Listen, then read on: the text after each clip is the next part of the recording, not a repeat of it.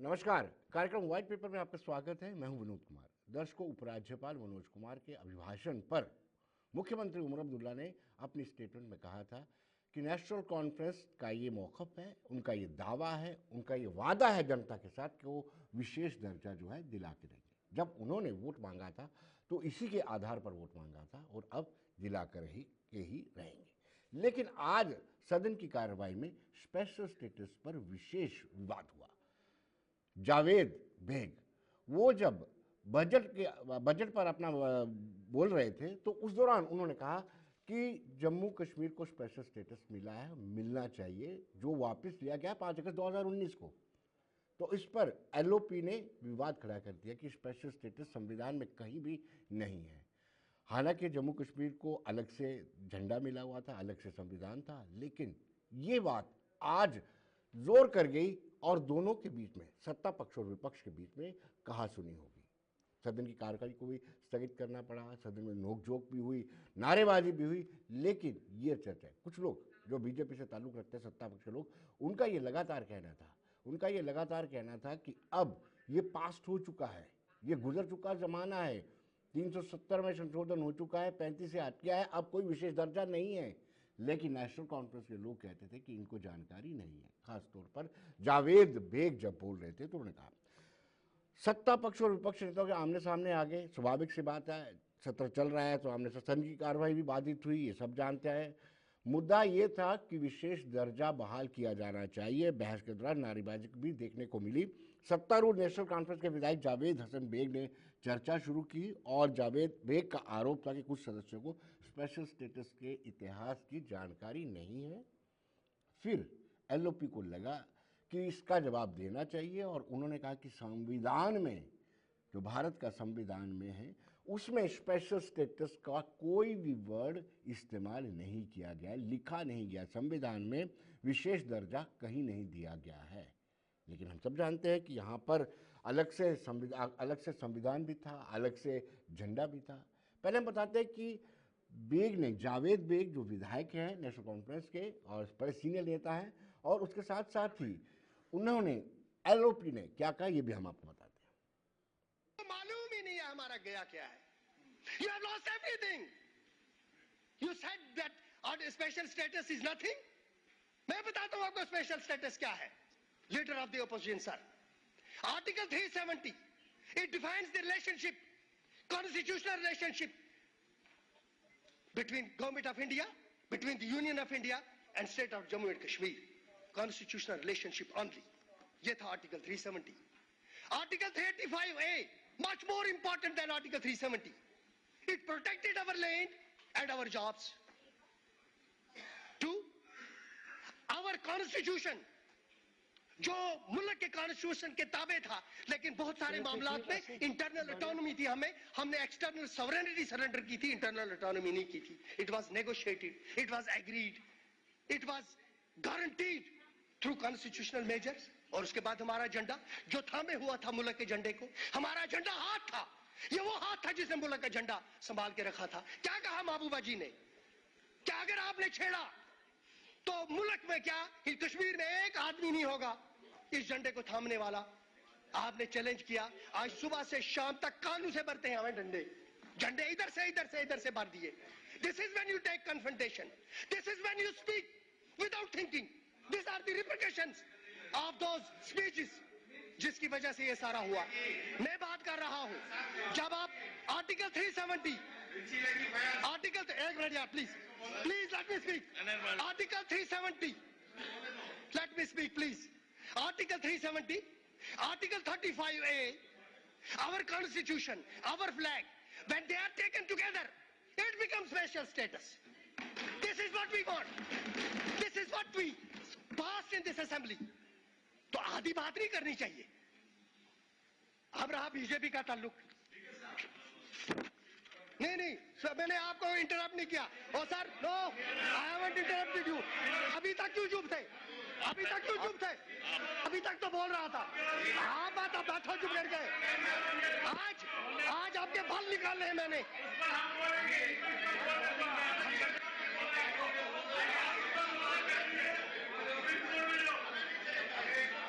आप तो बैठो ना।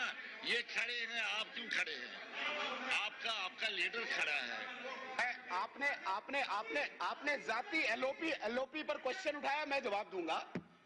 ऑनरेबल स्पीकर सर, ये जो 370 का पाठ पढ़ा रहे हैं, ये जो पढ़ के आया, हमें पता है 370 क्या है। ये जो इंटरनल ऑटोनॉमी और सॉवरेंटी की बात करते हैं, चिल्लाने से ये बातें नहीं कि ये सच है। मैंने क्वेश्चन किया है, जो वर्ड स्पेशल स्टेटस है, मैं फिर इस ऐवान में कहता हूं, अगर वर्ड स्पेशल स्टेटस आप इंडियन कॉन्स्टिट्यूशन में कहीं मुझे दिखाओगे इन टर्म्स ऑफ जेंड के, मैं हर सजा भुगतने को तैयार है। ये चिल्लाने से व्हाट इज स्पेशल स्टेटस कहां है? बैठ जाए, आपको समझ में नहीं आएगा। Will not understand it. You will not understand it. अच्छा, तशरीफ रखिए, आप तशरीफ रखिए। चले आगे, आपकी बात। बैठ जाए, स्पीकर। पोजीशन सुनील शर्मा और जावेद बेग दोनों की बातों को ही सुना। और अगर जावेद बेग की बात करें, वो भी इंटेलेक्चुअल हैं और उन्होंने कहा कि इस 35A से हमारा जॉब और लैंड हमारा प्रोटेक्ट होता था और 370 उसकी वो एक वजह बनी हुई थी। दूसरी ओर एलओपी सुनील शर्मा का कहना है, उनका साफ शब्दों में कहना है कि इंडियन कॉन्स्टिट्यूशन में ये स्पेशल स्टेटस नाम की कोई भी चीज़ दर्ज नहीं है, ये शब्द ही इस्तेमाल नहीं। उन्होंने कहा कि कोई भी सजा मुझे दे दे और ये साबित कर दें कि इंडियन कॉन्स्टिट्यूशन में जम्मू कश्मीर या किसी भी स्टेट के लिए स्पेशल स्टेटस का दर्जा किया। अब हम चर्चा करेंगे। जगदीप सिंह जुड़े हैं, हमें कांग्रेस के साथ हैं, कांग्रेस के प्रवक्ता हैं। इमरान नबी डार नेशनल कॉन्फ्रेंस से ताल्लुक़ रखते हैं। आप दोनों का स्वागत है।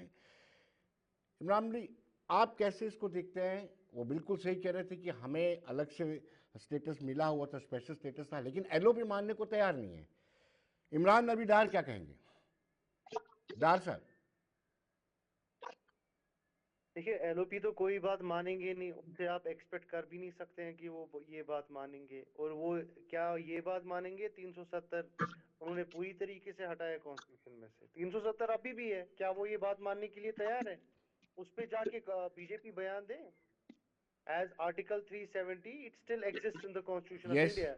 बिल्कुल। और अगर इनमें हिम्मत है तो वो आके बोले। वो बार बार क्यों बोलते हैं कि आर्टिकल 370 को एब्रोगेट किया? आर्टिकल 370 को नहीं एब्रोगेट कर सकते हैं, इन्होंने नहीं एब्रोगेट किए, लोगों को बेवकूफ बना आदत है एक कि ये शोषा फैलाते हैं और इनके पास कोई, जैसे वो हिंदी का वर्ड है तथ्य, इनके पास कोई तथ्य नहीं होता है। और उस बेसिस पे लोगों में इंतशार और लोगों में कंफ्यूजन क्रिएट करना एक हॉलमार्क बन गया है बीजेपी का। जी। और अननेसेसरी डिबेट कर रहे हैं। देखिए, स्पेशल स्टेटस बोल रहे हैं जी, स्पेशल स्टेटस का नाम जिक्र नहीं है। भैया, जो 370 है, जो 371 है, these are articles which in the enshrined in the Constitution of India, which give special rights to the concerned states, to the concerned, हमारे स्टेट को स्पेशल राइट्स थी जो बाकी एरियाज को नहीं थी। सो आप उस चीज को समझिए, आप ये नहीं बोलिए कि टर्म स्पेशल मतलब कॉन्स्टिट्यूशनल राइट्स उसमें नहीं है। It accorded special status to Jammu and Kashmir. और वो स्पेशल स्टेटस किसने अकॉर्ड किया था? वो आर्टिकल 370 ने किया था। जी। अब बीजेपी कहाँ ये मानने को तैयार होगी? उन्होंने तो उस आर्टिकल को खोखला ही कर दिया अंदर से। जी। तो आप उनसे ये एक्सपेक्ट नहीं करिए कि वो रैशनल बातें करेंगे। BJP will never talk rational. और जो सच होगा वो लोगों के सामने कभी सच रखते नहीं है। प्रॉब्लम यही है बीजेपी के साथ। डार साहब, आप भी लोगों के सामने सच रखते हैं, क्योंकि मैंने शुरुआत में कहा कि एलजी के एड्रेस पर जब उमर अब्दुल्ला ने रिप्लाई दिया, जो चीफ मिनिस्टर है, उन्होंने कहा कि हमारा वादा है जनता के साथ, हम स्पेशल स्टेटस लाएंगे, लेकर के देंगे, हमने चुनाव भी उसी पर लड़ा है। क्या अभी पॉसिबल लगता है, या फिर आप भी, जैसे बीजेपी आप पर आरोप लगाती है कि आप जनता को मिसलीड कर रहे हैं, वक्त तो हो चुका है, गंगा गई, हड्डियां वापस नहीं आती हैं? जी डार देखिए, साहब। आपको ये बात मैं फिर से यही बात दोहराऊंगा जी। कि जो हमारा कॉन्स्टिट्यूशन है ये एक जबरदस्त डॉक्यूमेंट है और ये हर किसी सिटीजन को हक देता है जो उसको लगता है कि उनके राइट्स किसी ने छीने हैं, उनको वापस लाने का हक हर किसी को मिलता है।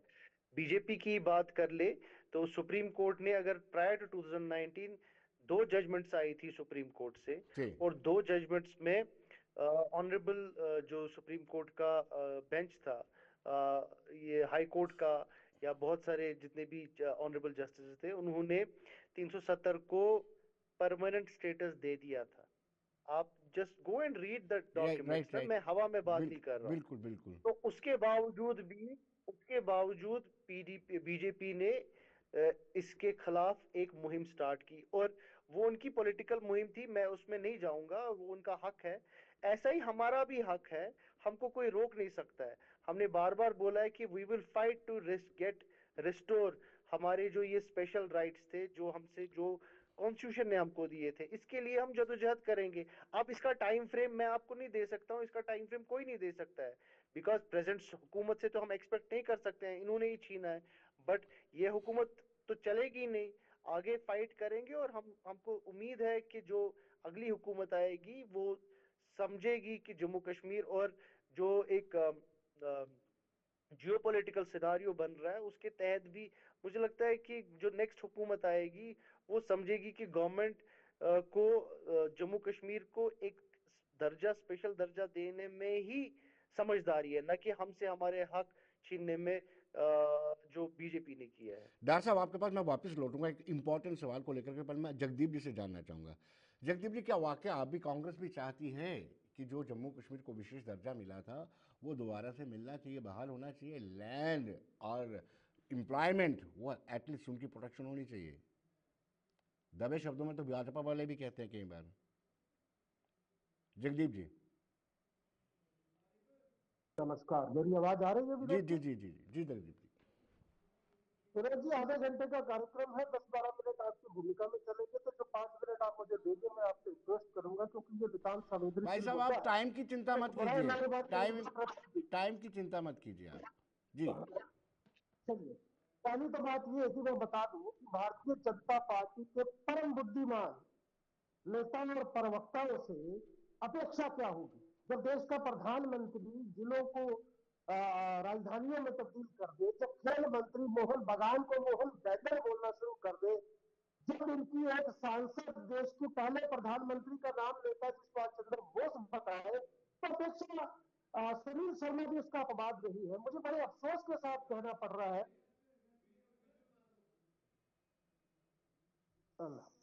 जी जी जी जी जी जगदीप जी।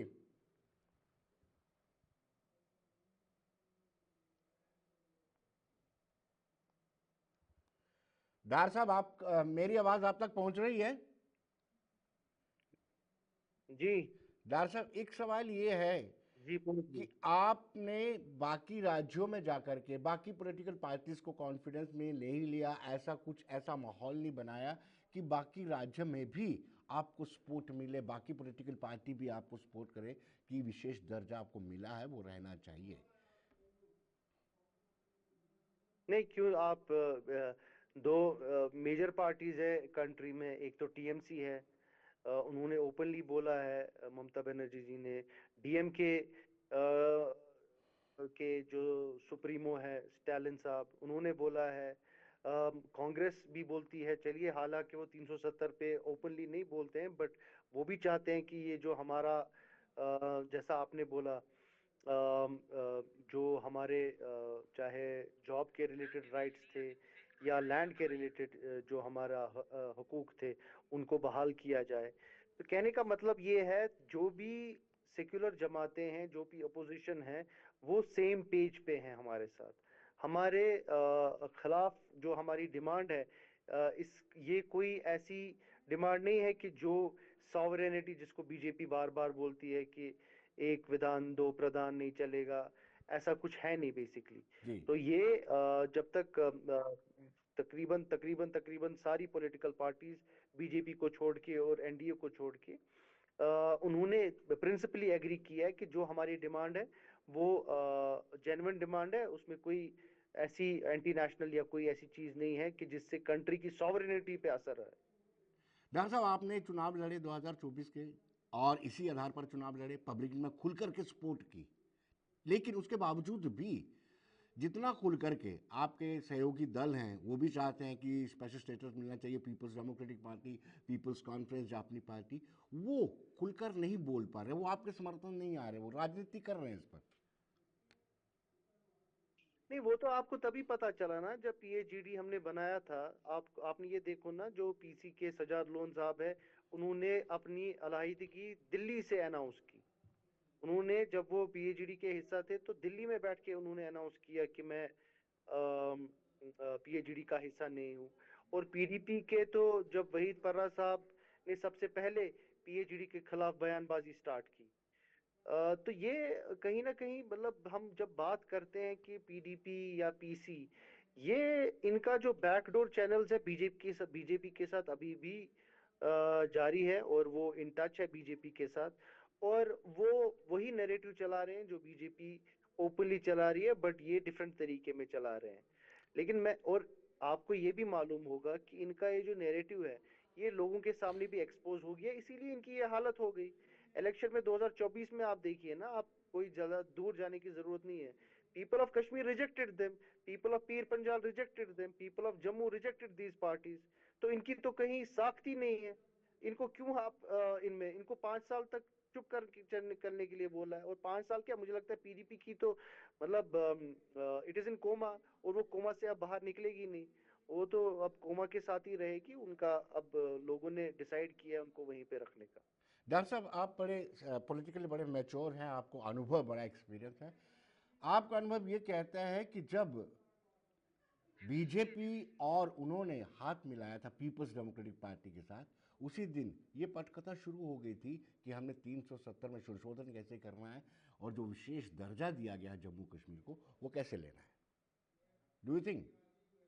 एग्जैक्टली, एग्जैक्टली, आप यू आर 100% राइट। और उसकी तस्दीक तो आज असेंबली में जो आपने स्टार्ट में दिखाया, मुजफ्फर बेग साहब की तकरीर जो उन्होंने की, उन्होंने बहुत इंपॉर्टेंट बात कही, और जिसपे पीडीपी की तरफ से अभी तक कोई क्लेरिफिकेशन भी नहीं आया। उन्होंने ये बोला है कि एजेंडा ऑफ अलायंस जो बोला जाता था, उस पे तो साइन ही नहीं हुआ है। वो तो ऑनरेबल प्राइम मिनिस्टर के पास है वो डॉक्यूमेंट, दिखाए वो, क्लैरिफिकेशन दे लोगों के पास कि क्या एजेंडा ऑफ अलायंस पे दस्तखत हुए थे। ये तो उन्होंने लोगों को बेवकूफ बनाने के लिए ये एजेंडा ऑफ अलायंस की बात की। बिल्कुल आपकी बात से, ये पहले से ही डिसाइड था, और उन्होंने तो करके दिखाया। सरफेसी एक्ट पीडीपी और बीजेपी की सरकार में आया, बिल्कुल। उसके बाद जो जीएसटी लागू हुआ, वो उन्हीं के हुकूमत में आया। तो वो, तो उन्होंने दरवाजा जो 370 का जो हम बोल रहे हैं, उसकी चाबी तो सरफेसी एक्ट और जीएसटी थी। और वो चाबी खुल गई तो फिर उसके बाद आसान हो गया 370 के जो सब सेक्शंस है उनको हटाने का। ये देखिए, ये मैं फिर से वही बात बोल दोहराऊंगा, जो हसीब द्राबू साहब हैं, वो और राम माधव जी जब ये बना रहे थे ये सब चीजें, लोगों को बेवकूफ बनाने के डॉक्यूमेंट्स जिसको एजेंडा ऑफ अलायंस बोल रहे हैं, उनका एक पहले से ही प्री प्लान्ड एक एजेंडा था कि 370 को किस तरीके से हम खत्म करेंगे। जी। तो ये एज पर स्क्रिप्ट हो रहा है सारा। ये जो स्क्रिप्ट है, ये स्क्रिप्ट मरहूम मुफ्ती साहब ने और मोदी साहब ने एक साथ मिलके बनाई है। ये आज खुद जावेद बेग साहब ने, जो पीडीपी के हिस्से थे, उन्होंने खुद एक्सपोज किया। और मैं चाहता था आप पीडीपी के भी किसी स्पोक्स पर्सन को लाते यहाँ पर, और वो इन सब चीजों का जवाब देते। जी बट आपने लाया नहीं पीडीपी के स्पोक्स पर्सन को।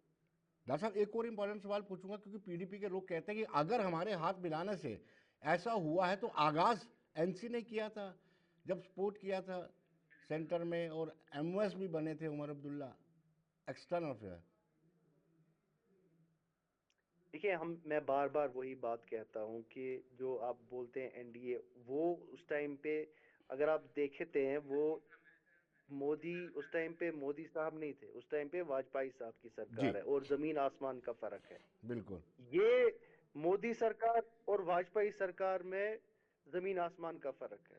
और अगर आपको याद होगा कि जब वाजपेयी साहब से पूछा गया था अबाउट गुजरात राइट्स, मोदी साहब के बारे में, उन्होंने क्या बोला था? उन्होंने बोला था कि हर किसी को राजधर्म निभाना पड़ेगा। तो वो गुजरात। क्लियरली उन्होंने यस। तनकीद की थी मोदी की उस टाइम ये। और उसके बाद आप देखिए, जो वो वाली बीजेपी थी, क्या कोई लीडर उसमें से आज आपको सामने नजर आ रहा है बीजेपी में? वो जी तो सारी खत्म हो गई। और आप हमको उसके साथ कंपेयर नहीं कर सकते, because that BJP was entirely different. जो आज की बीजेपी है, वो पूरी एंटायरली डिफरेंट है। उसमें उसमें जमीन आसमान का फर्क है। और जब हमने एनडीए में जो हिस्सा लिया था, वो एक प्रोग्रेसिव और एक फॉरवर्ड लुकिंग ब्लॉक था। उसमें सिर्फ हम ही नहीं थे, और भी बहुत सारे सेक्युलर पार्टीज भी थी उसमें। लेकिन जो पीडीपी ने किया, उन्होंने बीजेपी को जम्मू कश्मीर में सीधे उनके हाथ में कुंजी हवाला कर दी सेक्रेटेरिएट की। वो जी कभी नेशनल कॉन्फ्रेंस ने न किया था और न कभी करेंगे। और जी उनकी इनकी हिपोक्रेसी इस चीज में दिखती है पीडीपी की। जब उन्होंने इलेक्शन लड़ा 2014 का, उन्होंने बोला था कि हमको वोट दें और हम बीजेपी को यहाँ पे रोकेंगे। फिर उसी बीजेपी के साथ उन्होंने हाथ मिलाया। जी जी तो जी। ये तो एक डाइकोटमी है जो ओनली पीडीपी और ओनली मरहूम, अब तो वो गुजर गए हैं।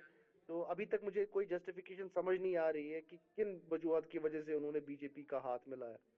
मंजूर भट्ट हमारे साथ जुड़ चुके हैं और भाजपा के प्रवक्ता हैं, कश्मीर से हैं मंजूर भट्ट। उनका कहना है नेशनल कॉन्फ्रेंस एक बार फिर क्लेम कर रही है कि हमने आगाज़ कर दिया है कि हम अपना स्टेटस, स्पेशल स्टेटस वापस लेंगे।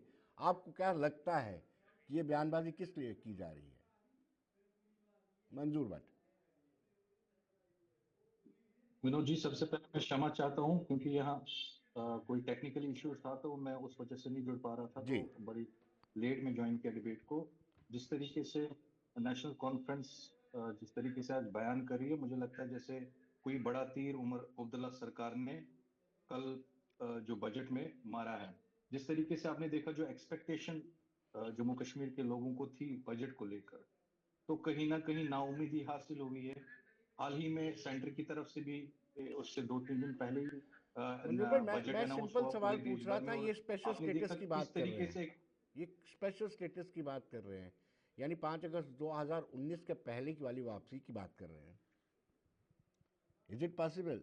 नहीं, देखिए उसमें तो देखिए मैं वही उसी बात पे आऊंगा कि जो इनके वादे हैं, जो इन्होंने 1.5 साल पहले लोगों के साथ वादे किए और एक सरकार बनाई इन्होंने पूरे मजबूत मैंडेट के साथ, अभी पार्टी उस पर खड़ी नहीं उतर रही है, लोगों की एक्सपेक्टेशन को लेकर नहीं खड़ी उतर रही है। तो ये स्पेशल के जो वादे, मैंने कहा इससे पहले भी डिबेट्स में कि उमर अब्दुल्ला साहब दावे बड़े करते हैं, लेकिन जमीनी सतह पे जब हम देखेंगे बिल्कुल जो खाली है।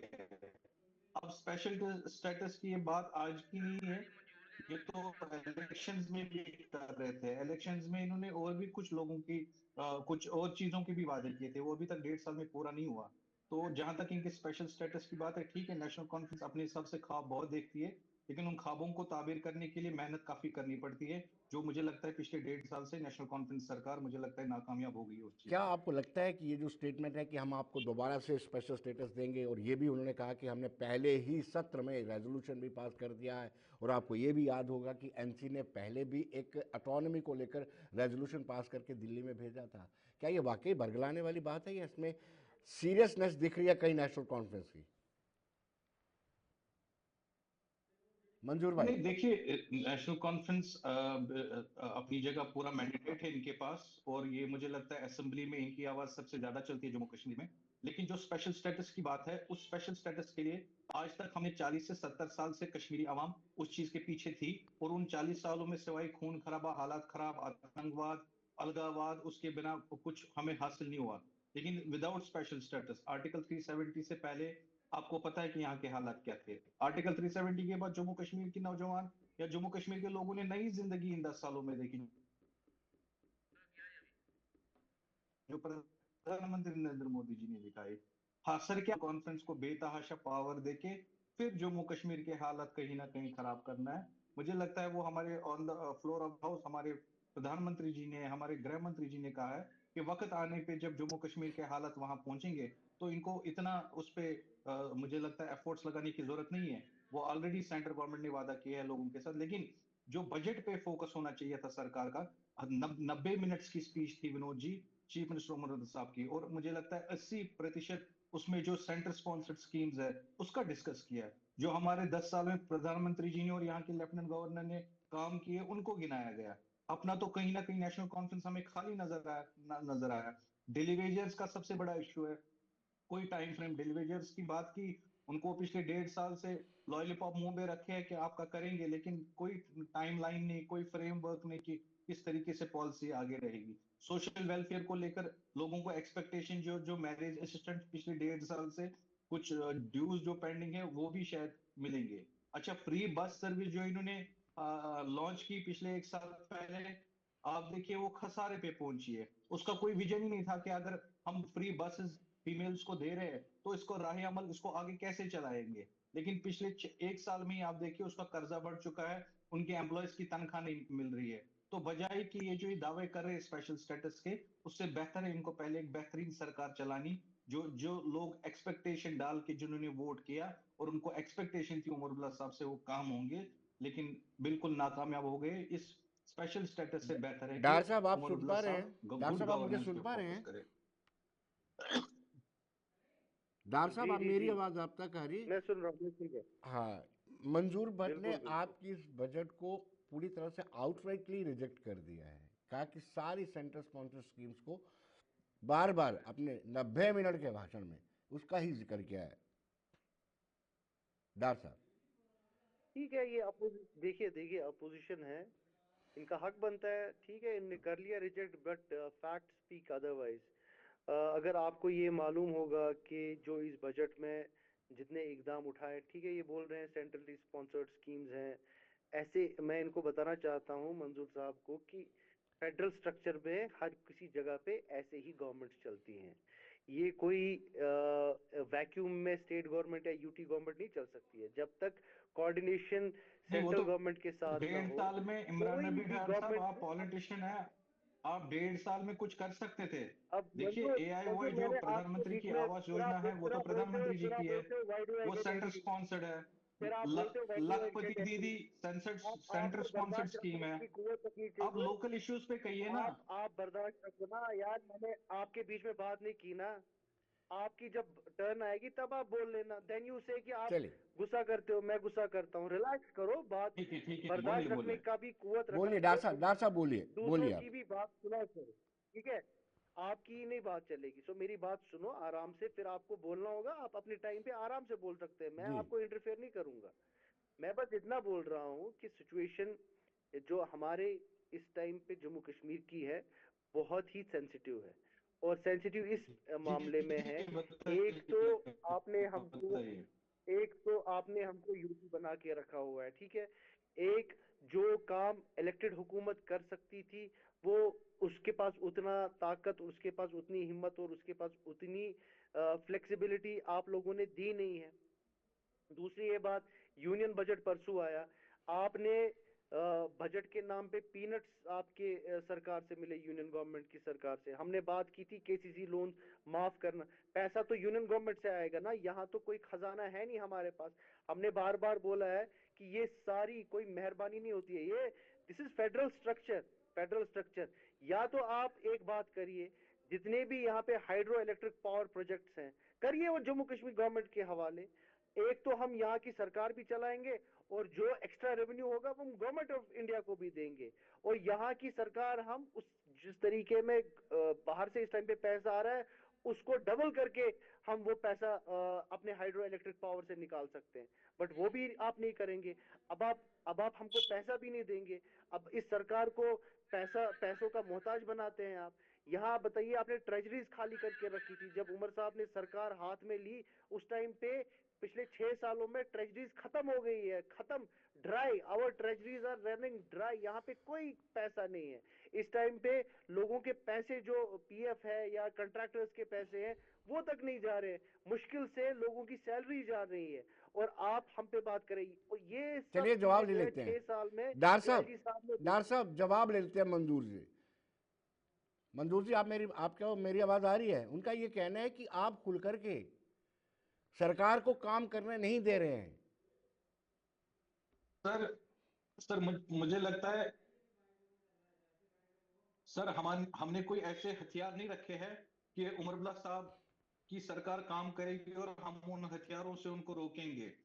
पिछले 1.5 साल से हम तमाशा बने हैं कि जो लोगों की एक्सपेक्टेशन है कि शायद उमर अब्दुल्ला साहब कोई ना कोई मरहम करेंगे। विनोद जी, हाल ही में मुझे लगता है कि इनके स्पोक्स पर्सन को पता नहीं है, बाज़ाब्ता उमर अब्दुल्ला सरकार ने और उमर अब्दुल्ला साहब ने खुद वेलकम किया जो बजट एलोकेट किया गया था तो उसमें कहा गया कि जरूरत से ज्यादा हमें पैसा दिया गया है इस नहीं सरकार नहीं, को, बजट का नहीं बोला, इस बजट का नहीं राज्य को। बोला।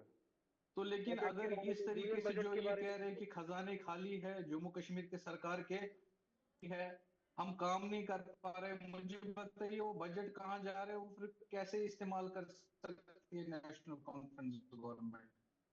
मैं नेशनल कॉन्फ्रेंस के स्पोक्स पर्सन से बात करना चाहता हूँ। जी इमरान नबी डार साहब, आप मुझे बताइए क्या डेली वेजर्स को लेकर जो मेन कोर इशू है, आवाज आ रही है विनोद जी जी? बिल्कुल आ रही मंजूर भाई, बोलिए। Daily wages main main core issue है, उसको लेकर के। जी जी मंजूर भाई। चलिए डार साहब, मंजूर भाई का ये कहना है कि कोई आपने रोड मैप तय नहीं किया, सिर्फ इतना बोला कि डेली वेजर्स को रेगुलराइज किया जाएगा। कितने समय में, जो 25 साल नहीं नौकरी कर नहीं, चुके हैं। देखिए जी जी देखिए, ये गलत बयानी कर रहे हैं विनोद साहब। आप एक सीनियर जर्नलिस्ट है, आपको ये पूरा मालूम है कि हमने एक बार नहीं, हमारी सरकार ने 10 बार जो इन डेलीवेजर्स के बारे में जो हमने रेगुलराइजेशन की बात कही है, उमर साहब ने इससे पहले भी कहा है कि एक रोड मैप बिल्कुल तैयार है। और वो रोड मैप क्या है, उसमें जो हमने ऑलरेडी एक कमेटी बनाई है जो इस इशू को एड्रेस इस टाइम पे कर रही है, और जिसकी चेयरमैन चीफ सेक्रेटरी साहब है। तो डल्लू साहब उसके चेयरमैन हैं, और they are working on it. और कल जो उमर साहब ने अपने बजट में पहली बार एक्नॉलेज किया, और जो डेली रेटेड वर्कर्स है, डेली वेजर्स का जो इशू है, पहली बार एक गवर्नमेंट फंक्शनरी में, गवर्नमेंट गैजेट में डेली वेजर्स का जिक्र आया है, वो मेंशन हुआ है। और उमर साहब ने कमिटमेंट दी है in the floor of the assembly कि इस उनको ऑनरेबली एडजस्ट किया जाएगा। बहुत सारे जितने भी हमारे डेली वेजर्स हैं, जो भी लिस्ट उनके पास आई हुई है, उनको ऑनरेबली एडजस्ट किया जाएगा। वो तो एक कमिटमेंट है government of Jammu and Kashmir की, जो कल उमर साहब ने अपनी बजट स्पीच में आपके सामने रखी। तो इससे बड़ा रोड मैप क्या हो सकता है? कमेटी भी बनी हुई है जिसकी चेयरमैन डल्लू साहब है, और उमर साहब ने कल डेली वेजर्स के बारे में कमिटमेंट की कि अगले महीनों में, कुछ महीनों में एक खुशखबरी भी आएगी with regard to daily wages. कहने का मतलब ये है, इन्होंने अपने 6 साल और जो पिछले पीडीपी और बीजेपी के साथ जो इन्होंने हुकूमत की, उसमें तो इन्होंने बिल्कुल किसी भी सेक्टर को यहाँ पर राहत नहीं पहुंचाई। बट सब लेगेसी जो इनकी है, ये सब अब नेशनल कॉन्फ्रेंस के हवाले कर दी।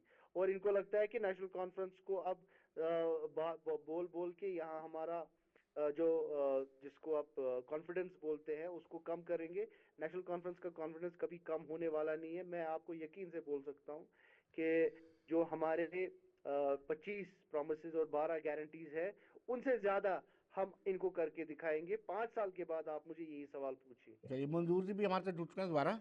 मंजूर भाई, सर आपके पास फिलहाल तो मौका था 12 गैस 2014 से सिलेंडर्स का 2024 तक, आप जी फेज मैनर में कुछ लोगों को ही डेली वेजेस को आप रेगुलराइज कर देते। नबीडा ठीक ही कह रहे हैं, आपको भी अवसर मिला था। इन्होंने नहीं। जी मंजूर भाई।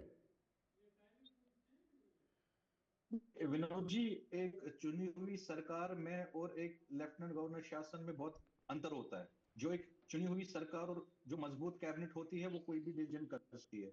कहीं ना कहीं जिस तरीके नहीं, जब से आपने पीडीपी और देखा बीजेपी कि की सरकार थी। 12 गैस सिलेंडर्स का उनका कहना है कि देखिए, आपकी हमने मिलीजुली उसमें सरकार थी, इमरान तब नबी आप नहीं डार कर साहब पाए। 3 साल, हम 3 साल, देखिए 3 साल ही हम सरकार में रहे, और एक हमारा कॉमन मिनिमम प्रोग्राम था मरहूम मुफ्ती मोहम्मद सईद के साथ, और उसके बाद महबूबा मुफ्ती जी आई, और उस बीच में कहीं ना कहीं आपने देखा कि सरकार भी, और चीफ मिनिस्टर हमारा नहीं था, पीडीपी के था, और जो कॉमन मिनिमम प्रोग्राम हम उनके साथ हमने तय किया था, उस पर हमें लग रहा था कि शायद वो काम नहीं हो रहा, उसके कारण हमने सरकार वो हमने तोड़ दी। तो जी आप उसको ये नहीं कह सकते कि बीजेपी की फुल मेजोरिटी, जिस तरीके से नेशनल कॉन्फ्रेंस की आज मेजोरिटी है, अगर तब हमारे साथ इस तरीके का मैंडेट जम्मू कश्मीर से मिला होता, और हमें नहीं लगता है कि हमें किसी से पूछने की जरूरत होती। आज जो डेलीवेजर्स, इन्हीं का सर दर्द, जब ये 40 साल में वो सर दर्द खत्म नहीं कर पाई है, कागज की डिब्बियों और सिगरेटों की डिब्बियों पे इन्होंने लोगों की जिंदगियां खराब की है। आज उनकी एज भी निकल गई, लेकिन आज उमर अब्दुल्ला साहब के साथ पास मैंडेट है। लोगों ने इनको बहुत मजबूत असेंबली में भेजा, ये आवाज रख सकते और कुछ भी कर सकते हैं। लेकिन अफसोस का मकाम है जो वादे किए गए, पहले खजाना कहा भी तो गया खाली 12 है। गैस सिलेंडर हम फ्री देंगे जी। और पूरे लोगों को, उसमें कोई वादा नहीं किया गया था कि AIY या आप किसी वीकर सेक्शन या BPL जुमरे में देंगे। आज अब आपने देखा कि वो भी उसमें से आप भी आधा परेशान करके मत 6 हो, सिलेंडर आपको का भी ही दे देंगे अनाउंसमेंट किया है और वो मंजूर भी है भाई, आपको भी हम दे देंगे 6 सिलेंडर, डोंट वरी। आपको भी 6 सिलेंडर फ्री मिलेंगे, डोंट ने वरी। अगले हमें नहीं अगले महीने अगले साल में आपको भी दे अरे देंगे। सर, हम आप पिछले टेंशन 1.5 मत साल लो, से इंतजार आपके कर घर रहे में हैं। पहुंचा देंगे हम 1.5 सिलेंडर। साल से इंतजार कर रहे डोंट हैं। वरी, वी विल हमें तो एंश्योर कि यकीन ही आपके नहीं है घर वो में 6 हम सिलेंडर फ्री भी आप सिलेंडर देंगे। हर किसी के और घर में आप लोगों पहुंचाएंगे, ने डोंट जो वरी। ये सेंटर स्पॉन्सर्ड स्कीम्स पे आज जो आपने ये दस्तारबंदी उमर अब्दुल्ला ने अपने आप को की है ना, ये गलत बात है। लोगों को पता है, आपको चाहिए था लखपति दीदी की जगह आंटी दीदी लखपति बनाना, क्योंकि आपकी जो इसमें उमर अब्दुल्ला साहब जब लोगों की बात करते हैं तो आंटी को जरूर अपनी आंटी को मिक्स करते हैं।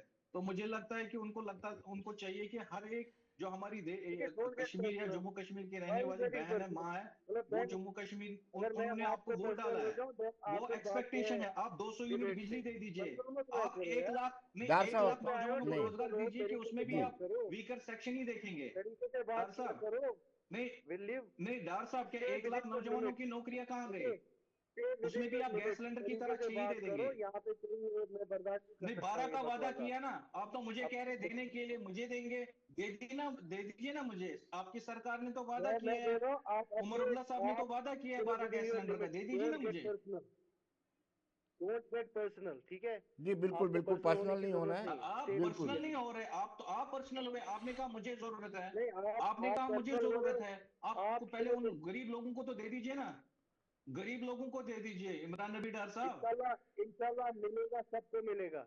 गरीबों को आज मिला AIY, जो जितने भी यहाँ पर AIY अरे है, सर 20 1.5 लाख साल के में करीब AIY है, तो उसको तो वेलकम करो आपको ना अब आप। गरीबी दे व्हाई देंगे, डोंट यू वेलकम? आपको जम्मू एटलीस्ट कश्मीर की AIY जनता ही सेक्शन जल्दी को तो जवाब 6 देगी। गैस सिलेंडर मिले ना, उसको आप अगले वेलकम नहीं इलेक्शन कर में सकते। जरूर आपको जम्मू दूसरा, मैं कश्मीर फिर की से वही बात जनता दोहराऊंगा, इस जो दूसरा मैं फिर से वही जो बात झूठे वादे दोहराऊंगा आप कि लोगों ने किए, आपको, नहीं, आपको जम्मू कश्मीर की आप आवाम सुनो ना, जरूर आप इसका अब जवाब आपने, देगी यार आने आप वाले चुनाव आप में। मेरी बात सुनो, छोड़ो, आप मेरी बात सुनो आप, ठीक है? मैं आपको बोल रहा हूँ कि आपको समझना पड़ेगा, जो यहाँ की जो हिंदुस्तान की एक स्ट्रक्चर है गवर्नमेंट की, उसको फेडरल स्ट्रक्चर बोलते हैं, ठीक है? ये आप पढ़ लेना, आज जाके गूगल करके घर पे आराम से पढ़ लेना कि फेडरल स्ट्रक्चर में कैसे हुकूमतें चलती है। तो आप ये जो बोलते हो कि सेंटर की स्कीमें हैं, ये पैसा हमारे से जाता है, अब जो आपने पढ़ा हम है यहाँ वो टैक्स फेडरल भरते हैं, जो नहीं, फेडरल सुनो मेरी फेडरल आपने बात, पढ़ा है ना, मेरी गूगल को से या मेरी, कहीं से पढ़ा है? अरे लिसन तो टू 1.5 मी, साल में चलाइए ना लिसन टू सरकार, मी पहले, तो अरे सर्च डोंट चलाइए ना गेट राइल्ड सरकार अप, जो 1.5 डोंट गेट साल राइल्ड में। अप, रिलैक्स, अरे रिलैक्स, नब्बे रिलैक्स मंजूर, relax, relax, relax, take it, 90 minute की स्पीच टेक में इट इजी, आपने सुनो मेरी बात 80% पहले। केंद्र के काम गिनाए। अस्सी ये कोई प्रतिशत आपने मेहरबानी नहीं केंद्र करता के है जो गवर्नमेंट ऑफ प्रधानमंत्री इंडिया हम पे, नरेंद्र मोदी जी ने काम ये किए। कोई आप मेहरबानी बताइए नहीं ना, करता है। 1.5 साल में हम क्या यहाँ किया से, आपने?